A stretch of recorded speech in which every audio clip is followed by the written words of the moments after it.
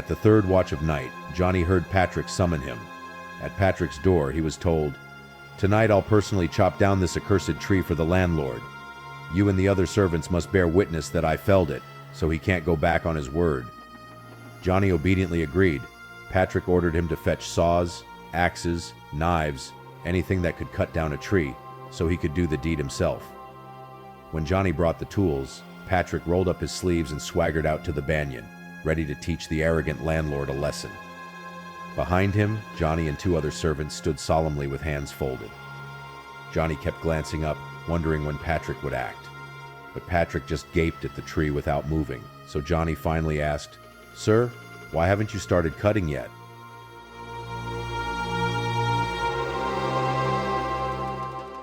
Only now did Johnny notice Patrick was also trembling. Patrick steadied himself, discreetly mopping sweat, and slowly turned to ask, "Does the landlord have any maids?" Johnny replied. The only woman was Sarah's wet nurse, old Mao. Perplexed, he asked why Patrick asked. Patrick whispered, "Isn't that old Mao sitting in the tree? Call her down. She could get hurt if it falls." Now Johnny understood Patrick had seen something. The specter the servants glimpsed nightly. Old Mao was far too frail to climb trees. If not with Sarah, she must know nothing of this. Though faced with a spirit, Patrick stubbornly insisted it was old Mao, clinging to his disbelief in ghosts. He pressed Johnny to make the figure climb down.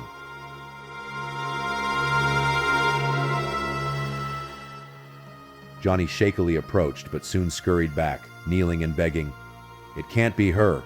Old Mao's with Miss Sarah. That's a ghost, sir. Please, I beg you, don't make me go." Patrick paced, steeling his nerves. Taking a deep breath, he yelled angrily, "Fine. If you won't listen, I'll chop it down with that hag in the tree. Even if she falls to her death, don't blame me."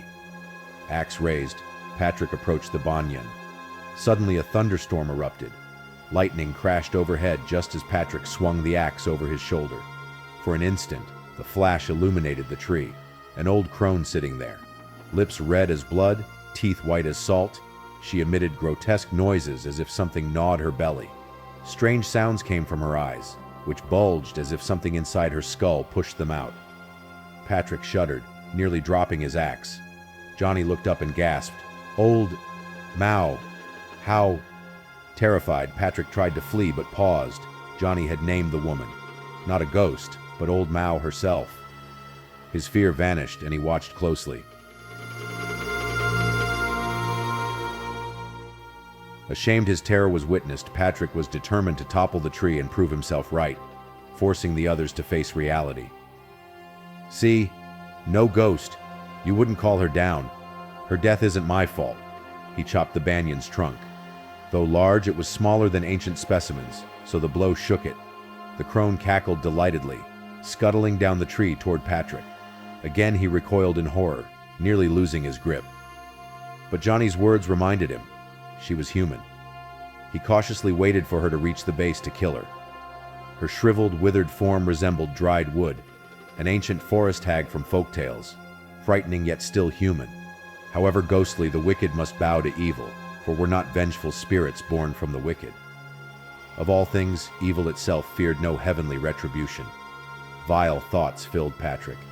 Though feigning to chop the tree, he waited for the hag to come within axe range to slay her.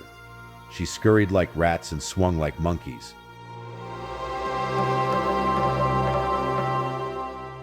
Her neck retracted like a turtle's, her face swelled like steamed bread. She leapt from the high branches to strangle Patrick. Seizing the chance, he yelled, "Die, you old crone!" Just in time, his axe whirled and sliced her head clean off. It tumbled past the horrified Johnny, who fainted dead away. Patrick furiously hacked the blood banyan until it groaned and toppled to the earth. Finished, Patrick collapsed, panting and yelling, "Now the landlord must marry Sarah to me and won't profit a cent from Patrick." He strode inside, drenched in old Mao's blood. Johnny just sighed, looking between her corpse and the fallen tree, muttering, "With old Mao dead, who will care for Sarah? Another maid must be hired." Glancing at the toppled tree, he added, "Had it been so simple, the landlord wouldn't have wagered his daughter." Sir Patrick wasted his efforts. The elderly servants remained baffled by the events and Johnny's words. They dragged old Mao's body to the bushes to join the other corpses, kicking her head out of sight. Less inhuman than pragmatic. After all, if they met the same fate, having someone dispose of their body to avoid scavengers would be a blessing. The next morning, Patrick sauntered up to the landlord's quarters triumphant. Roger sat waiting on the wooden platform, face downcast. Seeing Patrick's cheer worsened his gloom. Mocking Roger's loss, Patrick called from afar. "Still brooding over defeat? As I said, foolish minds make foolish bets, but your daughter's hand is a joyous prize." Roger's sullen expression only darkened at this. What? Her hand? Sitting and drinking tea, Patrick dropped all pretense of civility, revealing his true scoundrel nature. No trace of education remained, only the base lechery of a womanizer. "Why, doesn't everyone in the capital know Patrick is a married man?" Roger nearly toppled backwards in shock and rage. Understandably, oblivious to gossip, he saw university students as honorable. The French ideal of monogamy likely surprised him too. Never had he imagined Patrick's duplicity.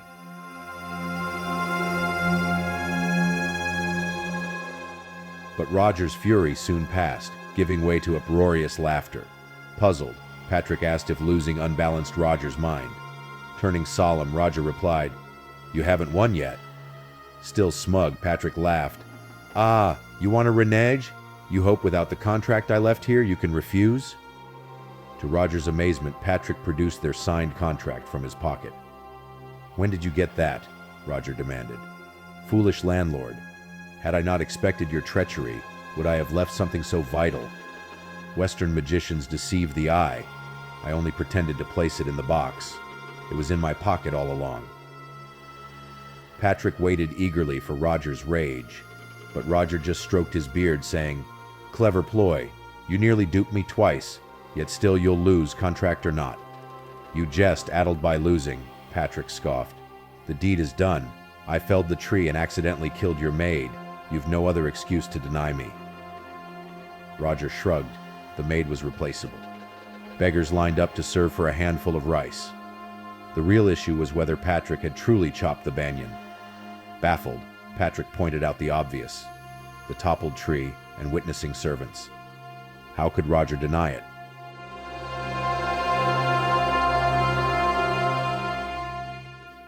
Stroking his beard, Roger simply asked if Patrick thought the tree still lay in the road. Incensed, Patrick dragged Roger outside to confront the evidence directly. But to his shock, the banyan stood whole and hale as ever at the gate, even healthier than before. And most terrifying, a face had grown from its trunk, old Mao's exact likeness. Patrick's back dripped sweat as he stammered, "How can this be? With my own hands I felled it last night." "Ask your servants, they witnessed it." Feigning curiosity, Roger offered, "They all saw it happen? Please, call them here so I may ask." Flustered, Patrick summoned the 3 witnesses, but each firmly denied it. "We saw nothing, sir. Patrick must have dreamt it. I never left my room last night." He said not to bother him until midnight, but never called. Satisfied, Roger clasped Patrick's shoulder, saying he clearly dreamt it all. Thanks to learning of Patrick's marriage, Roger genially added he had considered letting Patrick court Sarah, but she was too virtuous now. Nearly choking with rage, Patrick forced a smile, arguing the wager wasn't complete since no deadline was set for felling the tree.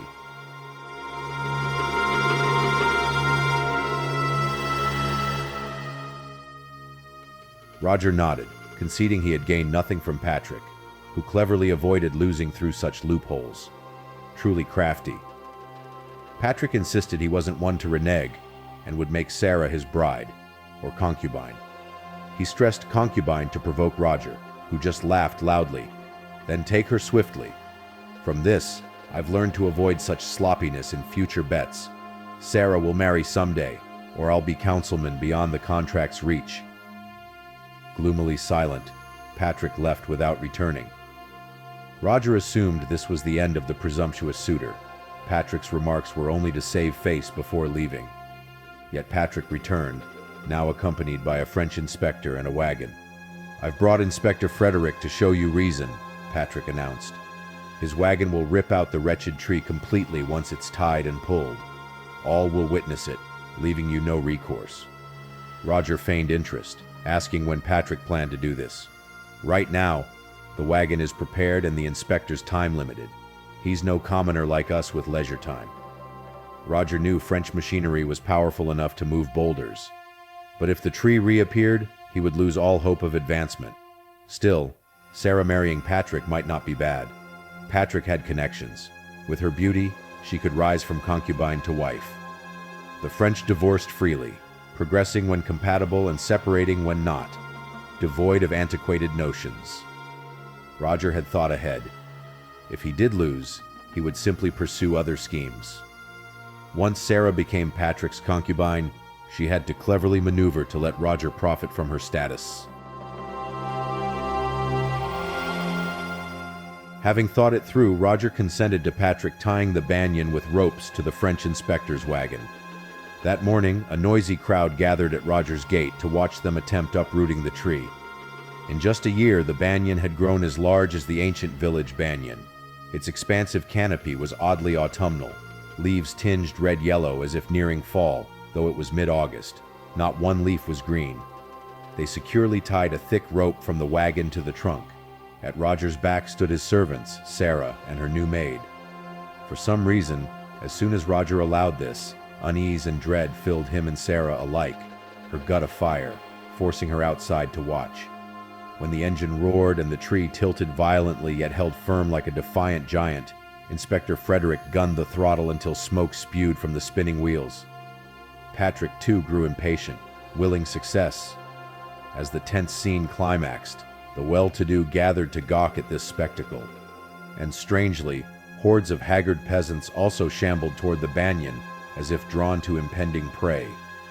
The more the tree leaned, the more vigorous they became, some standing tall with shining eyes, muttering pleas and prayers, beholding a vision.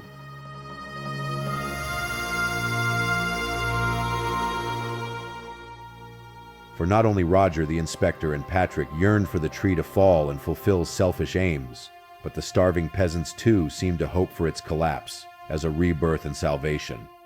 Behind Sarah, the silent maid suddenly grabbed her hair, hissing in her ear, "You despicable landlords and elites exploit the people.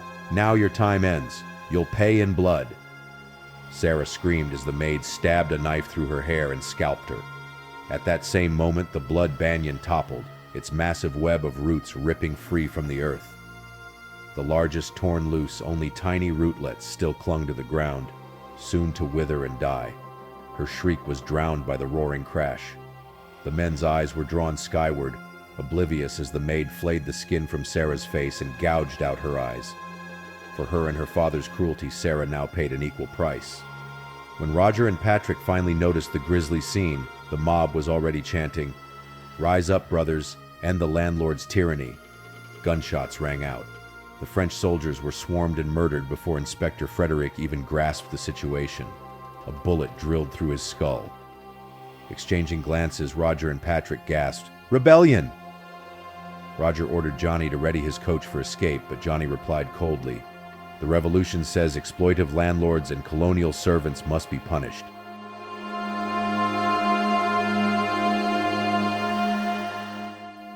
When Roger screamed at his insolence, Johnny and the servants charged, clubbing him to death as he'd once ordered them to do to beggars.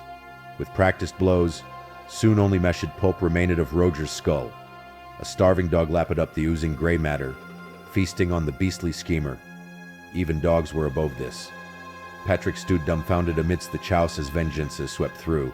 Sarah was now just a flayed, bloody horror, crawling and pleading hoarsely for Patrick to save her, be his concubine. Patrick recoiled in disgust, kicking her away. The world seemed hellish.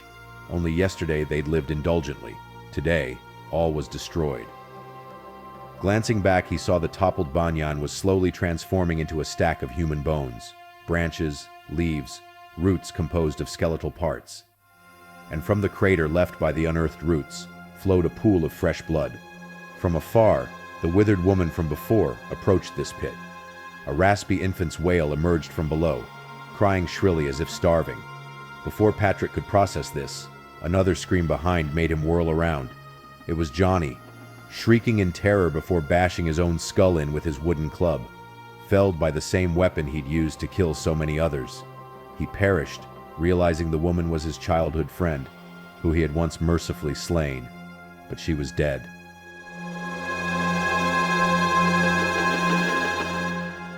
How could she be here? Perhaps the woman's gesture to her belly had meaning. Had Johnny acted differently that day, might this outcome have been prevented?